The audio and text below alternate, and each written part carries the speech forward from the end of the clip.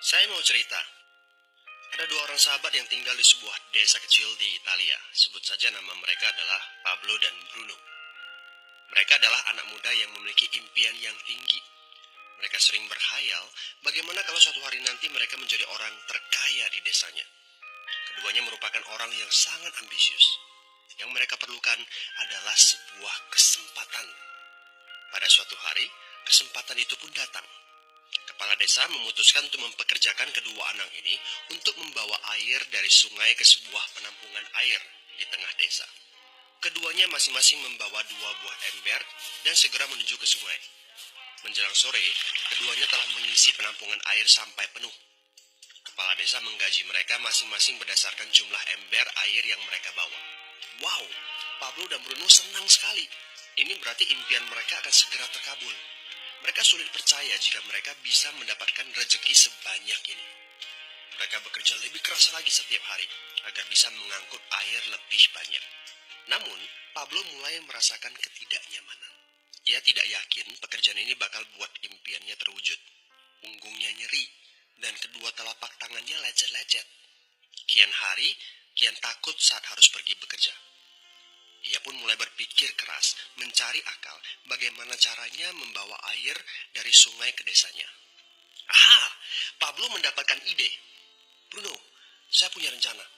Daripada kita mondar-mandir bawa-bawa ember setiap hari, kenapa kita nggak sekalian aja buat sebuah saluran pipa dari sungai ke desa kita? Saluran pipa? Ide dari mana itu? Seru Bruno. Kita udah punya kerjaan yang bagus, Pablo. Saya bisa bawa 100 ember sehari. Saya akan jadi orang kaya. Di akhir minggu, saya bisa beli pakaian baru. Pada akhir bulan, saya bisa beli seekor sapi. Dan pada akhir tahun, saya bisa bangun sebuah gubuk baru. Nggak ada kerjaan sebagus ini di desa ini. Setiap minggu kita bisa liburan. Setiap akhir tahun, kita berhak cuti selama 2 minggu dengan gaji utuh. Kita akan punya hidup yang layak. Jadi buang jauh-jauh lah pikiran untuk bangun saluran pipa. Tapi Pablo tidak putus asa. Ia akhirnya memutuskan untuk bekerja paruh waktu. Ia tetap bekerja mengangkut ember-ember air. Separuh waktunya, serta di akhir pekan, dia luangkan waktu untuk bangun saluran pipanya. Hal itu tidak mudah. Penghasilannya otomatis menurun dan dibutuhkan waktu 1 hingga 2 tahun sebelum saluran pipanya bisa menghasilkan sesuatu yang berarti. Bruno dan orang-orang desa mulai mengejek Pablo. Dia menyebutnya Pablo si manusia saluran pipa. Bruno yang berpenghasilan hampir 2 kali lipat dari Pablo terus memamerkan barang-barang baru yang berhasil ia beli.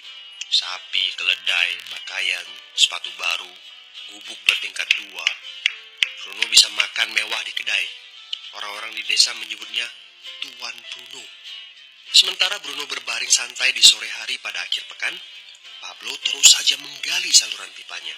Pada bulan-bulan pertama, Pablo memang tidak bisa menunjukkan hasil dari usahanya. Pekerjaannya memang sangat berat, bahkan lebih berat daripada kerjaan Bruno. Karena Pablo juga harus bekerja pada malam hari. Demikian pula di akhir minggu. Tapi Pablo selalu mengingatkan pada diri sendiri bahwa impiannya dibangun berdasarkan pada perjuangan yang dilakukan hari ini. Dari hari ke hari, dia terus menggali, inci demi inci. Sedikit demi sedikit, lama-lama jadi bukit. Dari 1 inci kemudian menjadi 1 kaki. Kemudian jadi 10 kaki. Kemudian 20 kaki, 100 kaki, dan seterusnya. Bersakit-sakit dahulu, senang-senangnya kemudian. Demikian dia terus menyemangati dirinya sendiri. Sepulang kerja, tubuhnya lelah sekali. Fokus pada hasilnya. Kata-kata itu terus ia ulangi dalam hati setiap hari saat dia pergi tidur. Sementara dari bar di desa itu terdengar gelak tawa mengiringinya ke alam mimpi. Ayo, fokus pada hasil akhir. Hari berganti bulan, saluran pipanya sudah setengah jadi. Saat beristirahat, Pablo melihat dari jauh sahabatnya Bruno yang terus saja mengangkut ember-ember. Bahu Bruno tampak semakin lama semakin membungkuk. Dia menyeringai kesakitan. Langkahnya semakin lamban akibat kerja keras setiap hari. Dia semakin jarang bersantai-santai di tempat tidur gantungnya.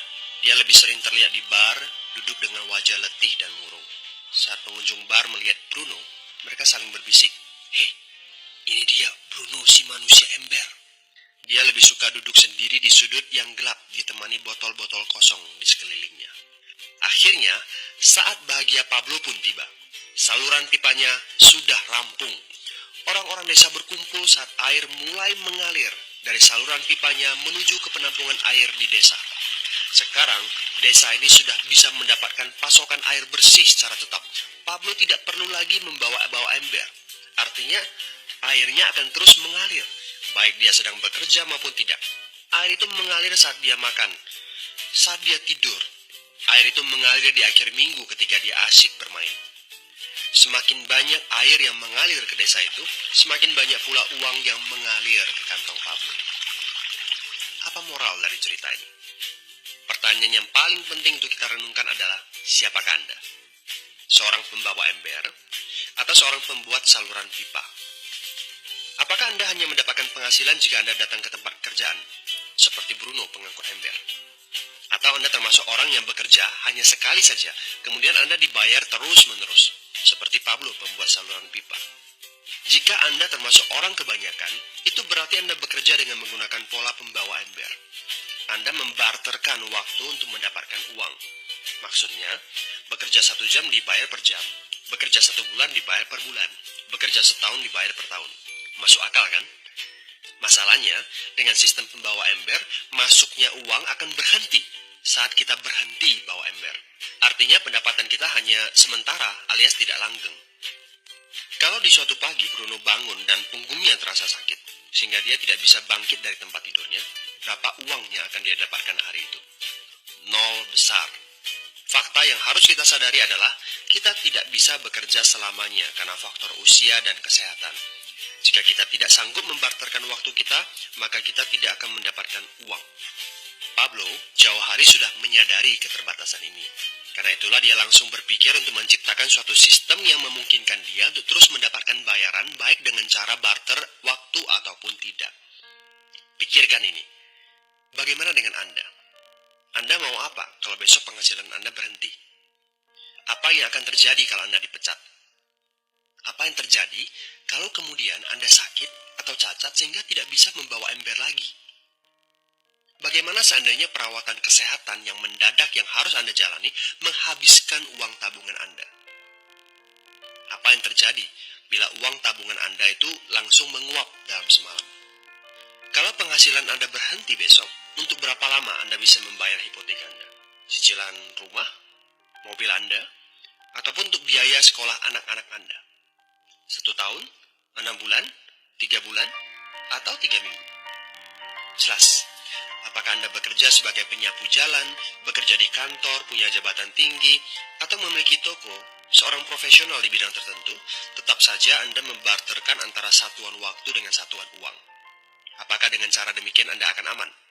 Satu-satunya jalan untuk menciptakan keamanan yang sesungguhnya adalah seperti yang dilakukan oleh Pablo, yaitu membangun saluran pipa saat Anda masih bekerja sebagai pembawa ember. Dengan membangun sebuah saluran pipa, Anda cukup mengerjakan pekerjaan sekali saja, capeknya sekali saja, tetapi Anda akan dibayar terus-menerus.